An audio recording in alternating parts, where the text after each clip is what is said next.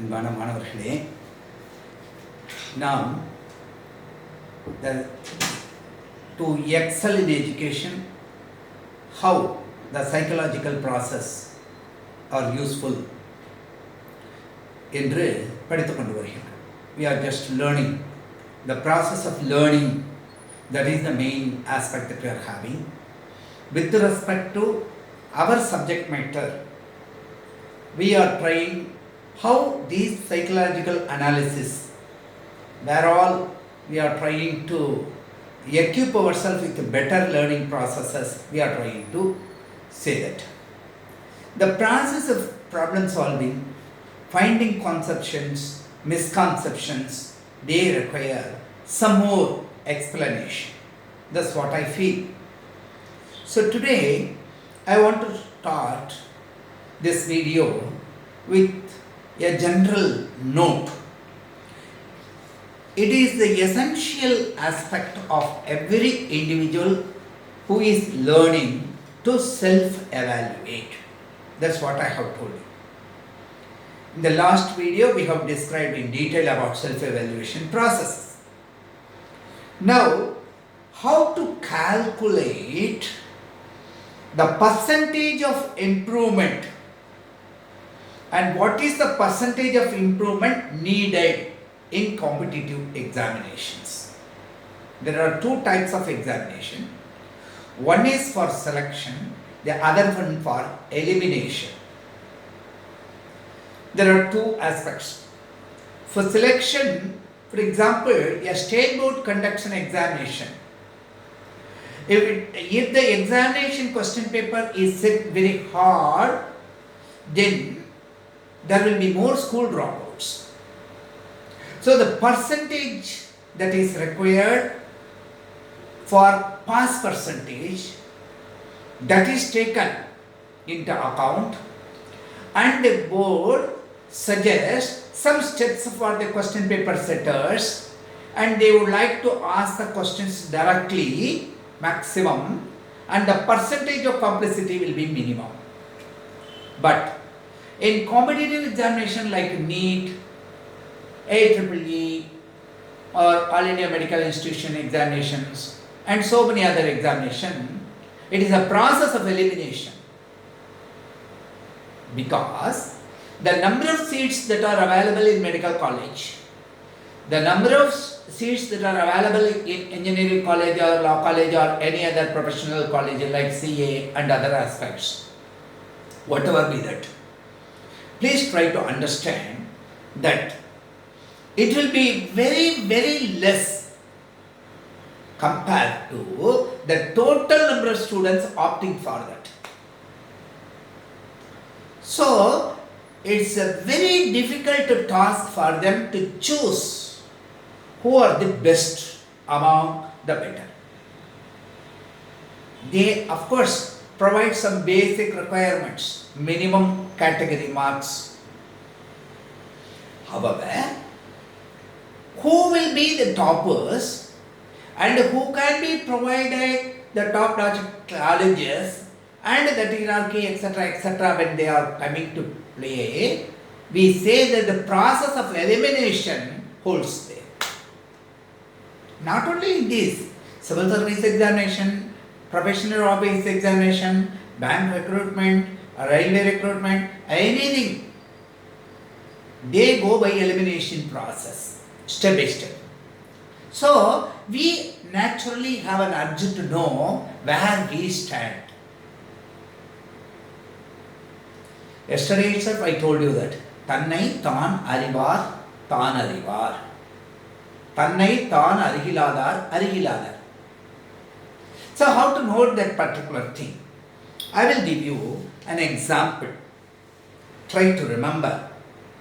The best hypothetical, what I can say, is a formula that is generated. You try to fix. How we select that? The percentage that is required. You can very well see marks scored by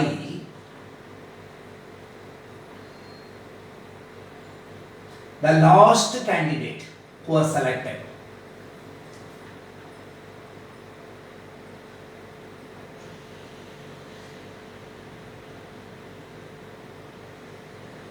This is also holding good even for comparing with our own rank holders in the class itself. This is an empirical formula. Marks scored by the lowest candidate. That is, lowest candidate who is selected.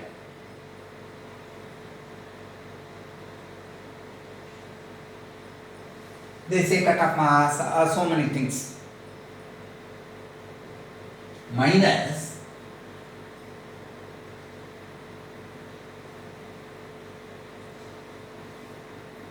marks scored by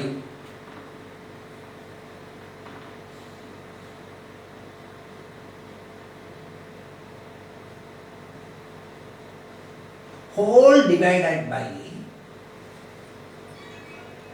marks scored by.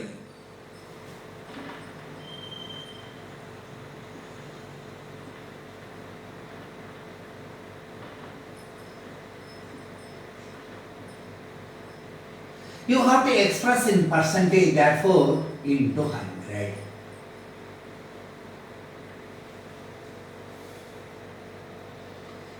It's the percentage of our improvement that is required. Where we stand, we have to analyze, and we will be in a better position to know. I can tell you how we can calculate this thing.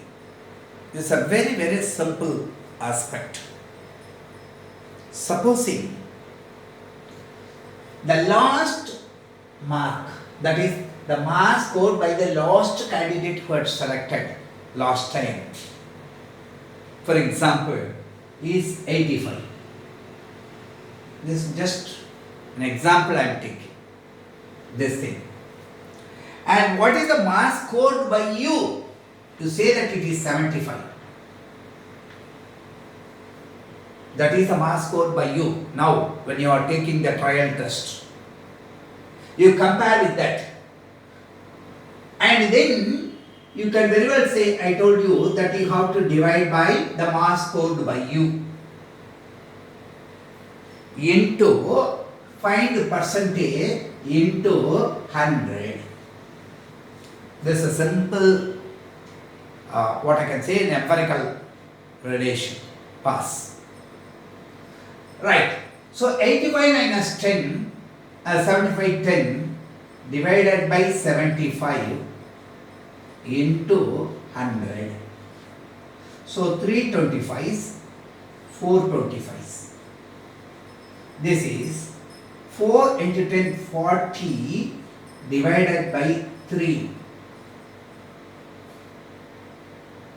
So this will be approximately, what is the percentage that you are having? 40 divided by 3. 1. Approximate I am taking. Then you have got some 3. Make it 4, no problem. Or you can even keep it as 3 to increase confidentiality. This is what you are having. That means this was percentage. So what is the percentage that you need to go to that level? You see, that is not the line mark. That is not the bar. Last year it is there. Now we can very well find the SWOT analysis and try to improve. How much we have to improve? 13% we have to improve. Then definitely will be placed in that group. Okay. Now where self-confidence and motivation comes? How? You cannot say that you have got less, but you are saying you are prepared for 100 minus 13. What is 100 minus 13? 87. 87% of preparation you have completed. Take it in that sense. This is the percentage that is required, but this is 87% you have prepared. Already the stock is in you. Therefore, one by one, the percentage can be improved so that you can very well quench that, you can overthrow that particular thing. You can climb that hill. That barrier can be crossed. So, this is the very, very important tool for analyzing. Tamil medium மாணவர்களுக்காக சொல்கிறேன், சென்ற ஆண்டிலே இத்தகைய போட்டித் தேர்வுகளில் select பண்ண கடைசி பையனுடைய மார்க் என்ன அப்படிங்கிறத தெரிஞ்சு, இப்போ நீங்கள் எழுதுகிற மார்க் டெஸ்ட்டு அந்த மாதிரி தேர்வுகளில் நீங்கள் வாங்கியிருக்கக்கூடிய மதிப்பெண்ணை எடுத்துக்கிட்டு அந்த 2 மதிப்பெண்ணுக்கு உண்டான வித்தியாசத்தை நீங்கள் எடுத்திருக்கிற மதிப்பெண்ணால் வகுத்து அதை சதவீதம் பார்த்தா அந்த இது நீங்கள் இன்னும் எவ்வளோ பர்சன்டேஜ் ப்ரிப்பேர் பண்ணணுங்கிறதுக்கு இருக்கு. ரொம்ப முக்கியமான ஒரு அமைப்பு. அப்போ இந்த முறையில் நம்ம என்ன செய்கிறோம் அப்படின்னு பார்த்தா, how we are in a position to judge, self-evaluate ourselves and improve self-confidence, all these things. It's a wonderful topic. What you are learning is learning. The process of learning by different approaches. Learning is not only rote memory. Learning is not only mugging up some question and answers and trying to give it. It's not like that. How we enhance our self-confidence, how we improve our resources, and how much we are ready to undertake that possibilities. All these things we are trying to account. I hope this is clear. Today, as part of this learning aspect, I told you yesterday that we have got some concept, how misconcepts are coming, how the same idea is taken in different forms and they are trying to prepare different questions. That is problem solving skills. So I have selected a simple chapter that is in capacitors, electrostatic chapter. Some 4 questions I am trying to list. Now I am going to solve step by step. So we can very well understand in what way we will be in a position to solve them perfectly. How misconceptions should be creeping in while studying such solving some problems. Simple to complex I would like to have. This is just 4 examples I have taken. Later we are going to study with more number of such problems and we will be in a position to make it. The simplest, and we try to say that when you take all this and look at this particular thing, the gap between the plates of air capacitor is hall and the area of each plate is triple. Find the ratio of new capacitance to the initial. அதாவது ஒரு காற்று இடைவெளி உள்ள ஒரு மின்தேக்கியினுடைய இடை தொலைவு, 2 தகடுகளுக்கு இடையில் உள்ள தொலைவு பாதியாக குறைக்கப்பட்டு அந்த தகடுகளின் பரப்பளவு மும்மடங்காக மாற்றப்பட்டிருக்கின்றது.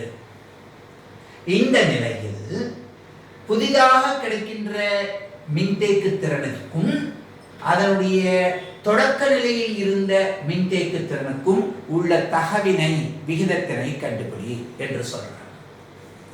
அடுத்த கேள்வி பாருங்க, n identical drops of a liquid, each of capacitance C are merged to form a single drop.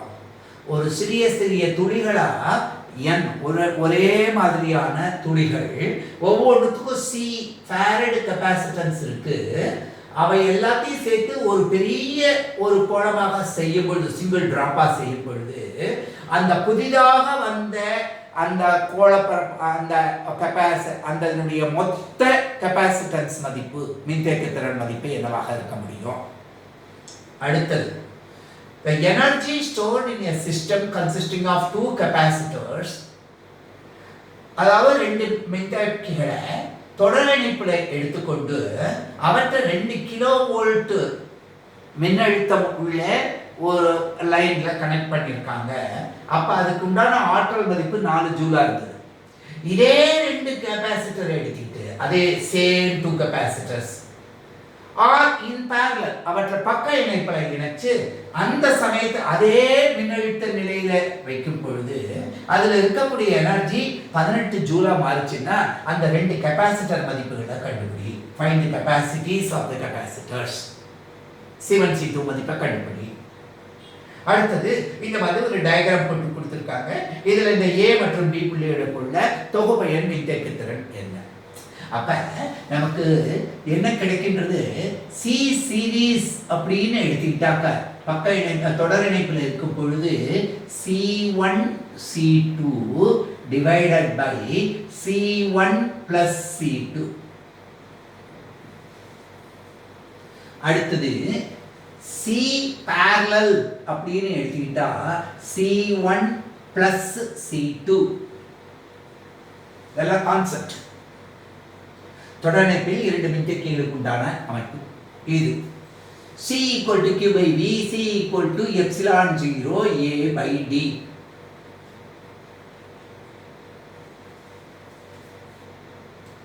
இந்த 3 வாய்ப்பாடுகள் நமக்கு முக்கியமான வாய்ப்பாடுகளா எடுத்துக்கணும் கான்செப்ட். இதுல மிஸ்கான்செப்ஷன் எங்க சார் வந்து சேரும் அப்படின்னு கேட்டா ஆரம்பத்திலேயே நம்ம தெரிஞ்சுக்கிறோம். நம்ம ஏற்கனவே மின்தடைகளை பற்றி படிச்சிருக்கோம். மின்தடைகள்ல தொடர் இணைப்புல இருந்தா R1 plus R2, பக்க இணைப்புல இருந்தா R1 R2 divided by R1 plus R2 அந்த மாதிரி இருந்தது. ஆனா கெபாசிட்டர்ல பாருங்க அது அப்படியே மாறி இருக்கு, தலைகீழா இருக்கு. இந்த தன்னை நாம வச்சுட்டு இந்த வாய்ப்பாடை நம்ம நல்லா தெரிஞ்சுக்கணும். மின்தேக்கு திறன் கண்டுபிடிக்கிறதுக்கு என்ன அப்படிங்கிறத பார்க்கறதுக்கு கொஞ்சம் குயிக்கா பார்க்கலாம். இந்த மதிப்புல என்ன சொல்லியிருக்காங்க அப்படின்னா இப்ப C equal to epsilon A by D இது original capacitance. C equal to epsilon A divided by D இது ஒரிஜினல். இப்ப புதுசு எப்படி இருக்கு? C1 அப்படிங்கறத பார்க்கும் பொழுது எப்சிலான் 0ல எந்த மாற்றத்தையும் பற்றி சொல்லல. ஆனா என்ன சொல்லியிருக்கா? the gap between the plates அது இந்த வாய்ப்பாட்டில் எங்க அமையிறது? D இந்த இடத்துக்கு அது என்னவா மாறுறது அப்படின்னு கொடுத்திருக்கான். அந்த Dங்கிறது ஆல் அப்படின்னா D/2 அப்படி பொறுமையா எழுதுறோம். சரி, இந்த பரப்பளவு என்ன ஆகியிருக்கு? ட்ரிபிள்டு, மும்மடங்காக்கப்பட்டிருக்கு. அப்ப 3 times A.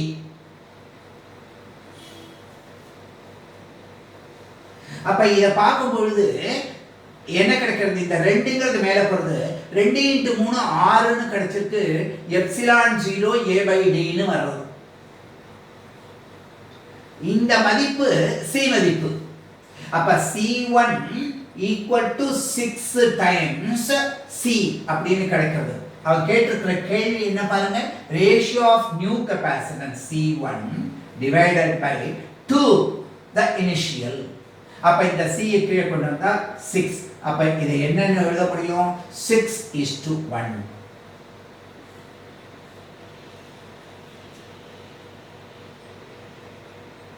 ஆக முதல் கேள்வி இவ்வளவு சுலபமானதா இருக்கு.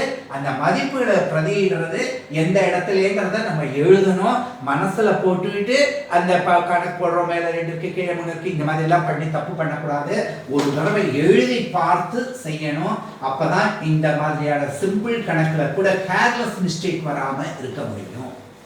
சரி, அடுத்த கேள்வி. இப்ப அடுத்த கேள்வியில என்ன கொடுத்திருக்காங்க அப்படின்னு கேட்டா, R என்பது நல்லா கவனிச்சிங்க, ஸ்மால் ஆர்ங்கிறது அந்த டிராப்லெட்டினுடைய இது.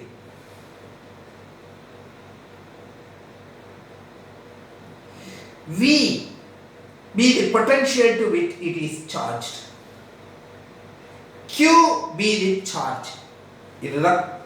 If n identical drops of a liquid each of capacitance C, C equal to Q by Vங்கிறது நமக்கு தெரியும். இப்போ நம்ம இங்க சர்வசாதாரணமா தெரிஞ்சுக்க போற விஷயம் என்ன அப்படின்னு பார்க்கிறோம். the capacitor of the bigger drop என்ன அப்படிங்கறத கண்டுபிடிக்கணும். அப்ப ஆர்ங்கிறது கேட்டல் ஆர் அப்படிங்கிறது radius of the bigger drop. சின்ன சின்ன ட்ராப் எல்லாம் சேர்ந்து கொஞ்சம் பொறுமையா கவனிக்கணும். எல்லாம் ஐடென்டிக்கலா இருக்கு, எல்லாம் சேர்ந்து ஒரே டிராப்பா மாறிடுது. அப்ப அந்த மொத்த டிராப்பினுடைய ரேடியஸ் ஆர், ஆரம். இது ஒவ்வொரு டிராப்பினுடைய ரேடியஸ். அப்ப capacitance of each drop, ஒரு spherical dropக்கு என்னவா இருக்க முடியும்? ஒரு டிராப்புக்கு each drop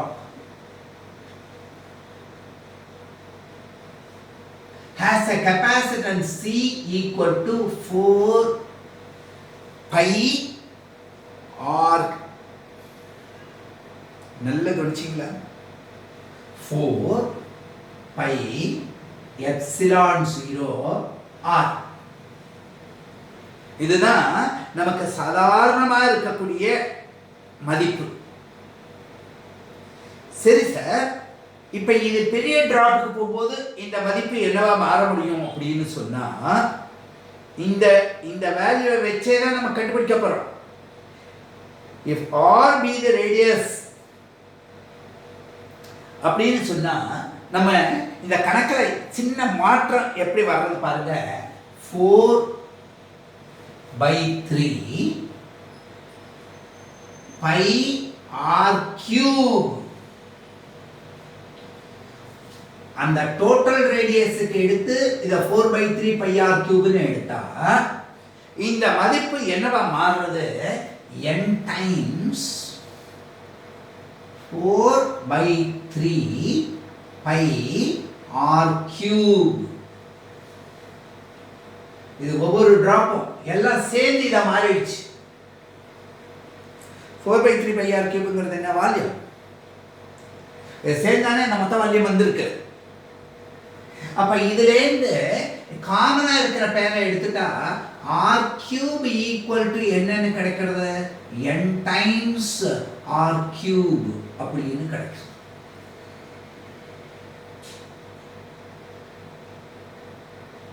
அப்ப r அப்படிங்கறத எடுக்கணும்னா பாருங்க, டேக்கிங் கியூப் ரூட் தானே.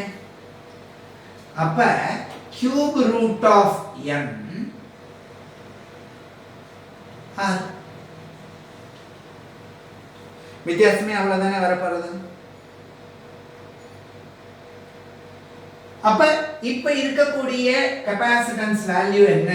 C nu equal to, அதாவது அந்த பிக் டிராப்பினுடைய capacitance of the bigger drop. இதுக்கு வாய்ப்பாடு என்ன சொல்லிருக்கு? 4 pi epsilon 0 r. Small r இருக்கும்போது சின்னதுக்கு. இப்ப அதையே பெருசு பண்ணினாக்க நீங்க என்ன எழுதுறீங்க? 4 pi epsilon 0 என்ன எழுதணும்? Capital R. ஆனா இந்த கேபிட்டல் R ஓட மதிப்பு என்னவா இருந்திருக்கு? 4 pi epsilon 0 இந்த capital cube root of n into small r.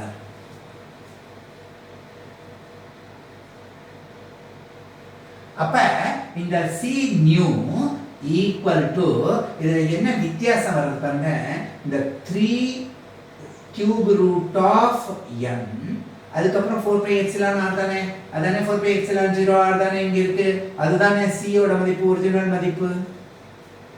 கண்டுபிடிச்சாச்சே. அப்ப இந்த கான்செப்ட் ஃபார்முலால ஒரு ஸ்பெரிக்கல் டிராப்புக்கு என்ன கெபாசிட்டன்ஸ் இருக்க முடியும்ங்கிறது நமக்கு இருக்கு.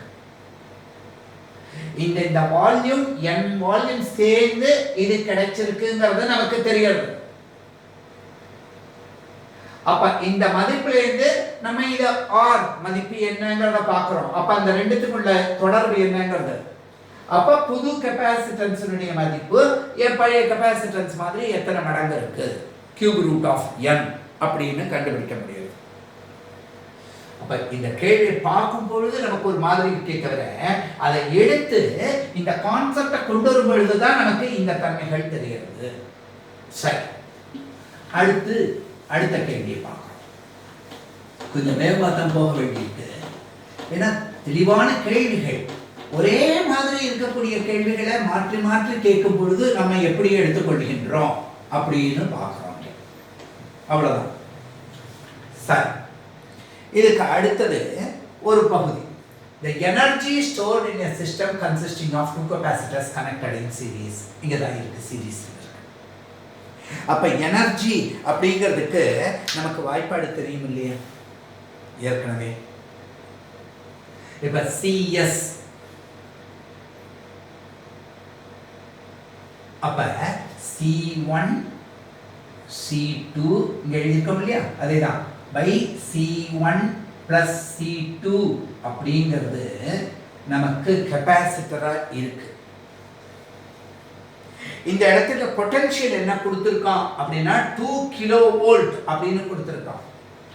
இது CS னுடைய மதிப்பு. இங்க இருக்கிற பொட்டன்ஷியலினுடைய மதிப்பு V மதிப்பு 2 கிலோ வோல்ட் அப்படின்னு சொன்னா 2 × 10⁻³ வோல்ட். நான் மெதுவாக தான் சொல்றேன், இது வோல்ட். கிலோங்கிறத உடனே அந்த அடுக்கா எழுதிக்கிறோம். நல்லா தெரிஞ்சுங்க, சின்ன சின்ன கேள்விகள் தான். அப்ப எனர்ஜி ஸ்டோர்டு மதிப்பு, ஆற்றல் என்ன சேமிக்கப்பட்டிருக்கு அப்படிங்கிறதுக்கு அவன் என்ன கொடுத்திருக்கான், இந்த இடத்துல 4 ஜூல் அப்படின்னு கொடுத்திருக்கான். அலகுகளும் தெரிகிறது, அதுதான் அப்படின்னு. அப்ப கொடுக்கப்பட்டதை எழுதும் பொழுதே நமக்கு இதனுடைய மதிப்பு என்ன கிடைக்கிறது அப்படின்னா, எனர்ஜிக்கு உண்டான வாய்ப்பாடு என்ன அப்படின்னு பார்க்கிறோம், ஆஃப் CV². இது CS-ங்கிறதுனால இங்க CS-ன்னு போட்டுக்கிறோம். இப்ப நமக்கு இங்க எனர்ஜிக்கு உண்டான வாய்ப்பாடு பார்க்கும் பொழுது ஆஃப் CV² கான்செப்ட்ல வரும். கெபாசிட்டன்ஸ், இது பொட்டன்ஷியல் மின்னழுத்தம், இது ஆற்றல். அந்த வாய்ப்பாடு நமக்கு இருக்கு, கான்செப்ட்ஸ்ல எழுதிட்டு வந்திருக்கோம். அப்ப இந்த மதிப்பை இப்படி பிரதியிட்டு வச்சிட்டு இருக்கோம் ஃபர்ஸ்ட். இப்ப இந்த மதிப்பை பார்க்கும் பொழுது நமக்கு இதுக்கு வேல்யூ கொடுத்திருக்காங்க. 4 = 1/2 into C1 C2 divided by C1 plus C2 into V² அப்படின்னு பார்த்தா 4 × 10⁻⁶ அப்படின்னு கிடைக்கும். முடிஞ்சு.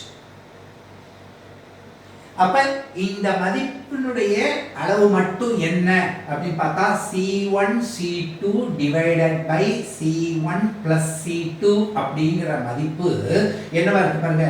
இங்கேயும் 4 இருக்கு, இங்கேயும் 4 இருக்கு. இது 2 கேன்சல் ஆச்சுன்னா இங்க 1 பாக்கி இருக்கும். இந்த 2 நாள் பெருக்கினா 2ன்னு கிடைக்கிறது. இந்த 10, அப்ப 2 × 10⁻⁻⁶. கவலைப்பட வேண்டாம், மைக்ரோஃபாரட். அதனால கவலை இல்லாம இருக்கலாம். 10⁻⁻⁶ மைக்ரோஃபாரட்னு வச்சுக்கலாம். இப்ப இந்த மதிப்பை நம்ம சமன்பாடு 1 அப்படின்னு பார்த்துக்கிறோம். இவ்வளவு நேரம் ஆகாது உங்களுக்கு, சீக்கிரம் போடுவீங்க. ஆனா நான் சற்று நேரம் எடுத்துக்கிட்டு இதை செஞ்சு காமிக்கிறேன் உங்களுக்கு. இதே சீரீஸ்ல இருக்கும்போது பார்த்தீங்கன்னா அதாவது பேரலல் கனெக்ஷனுக்கு போகும் பொழுது C1 plus C2 ரொம்ப சுலபமா இருக்கு. அப்ப இதுபடி இந்த மதிப்பு, ஆற்றல் மதிப்பு என்னன்னு கேட்டா 1/2 C parallel V². அப்ப 4 = 1/2 C parallel என்னவா இருக்கு, C parallel ஓட மதிப்பை C1 plus C2 னே வச்சுக்கலாம், அப்படியே வச்சுக்கிறோம். V² மதிப்புக்கு போனதுல என்ன செஞ்சோம், 4 × 10⁻⁻, அதாவது 6, 2 × 10⁻³ வோல்ட், 2 கிலோ வோல்ட். அப்ப இந்த மதிப்பு இது எப்படி சீரீஸ்ல எடுத்துக்கிட்டோமோ அது மாதிரி இங்கேயும் யூவோட மதிப்பு என்னதான் CP தானே எடுத்துக்கோம். அந்த வேல்யூ தான் இங்க சப்ஸ்டிட்யூட் பண்ணியிருக்கோம். அப்ப C1 C2 னுடைய மதிப்பு இங்க என்ன கிடைக்கிறது அப்படின்னு பாருங்க. இந்த மதிப்பு 4 இல்ல, இந்த இடத்துக்கு என்ன கொடுத்திருக்கான்னு பாருங்க. இந்த மதிப்பு 18 ஜூல். நல்லா தெரிஞ்சுக்கணும் எங்க தப்பு பண்ணினோம், எங்க தப்பு பண்ணுவோம். இதை பார்த்த உடனே ஆற்றலுக்கு போட போவோம். அதான் மிஸ்கான்செப்ஷன்ல வர்றது. இங்க 4 ஜூல் தான் கிடைச்சது, ஆனா இங்க 18 ஜூல் கிடைச்சிருக்கு. அப்ப 18 ஜூல் கிடைச்சிருக்கு அப்படின்னு சொன்னா இந்த 2 இந்த 4ல போச்சுன்னா 2ன்னு போறது. அப்ப பாக்கி நமக்கு கிடைக்கக்கூடியது என்னவா இருக்கு?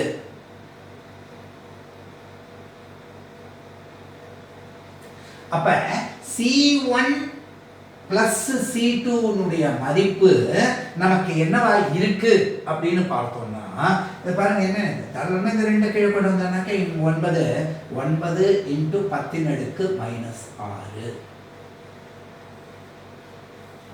இந்த மதிப்பு கிடைச்சிருச்சா இல்லையா?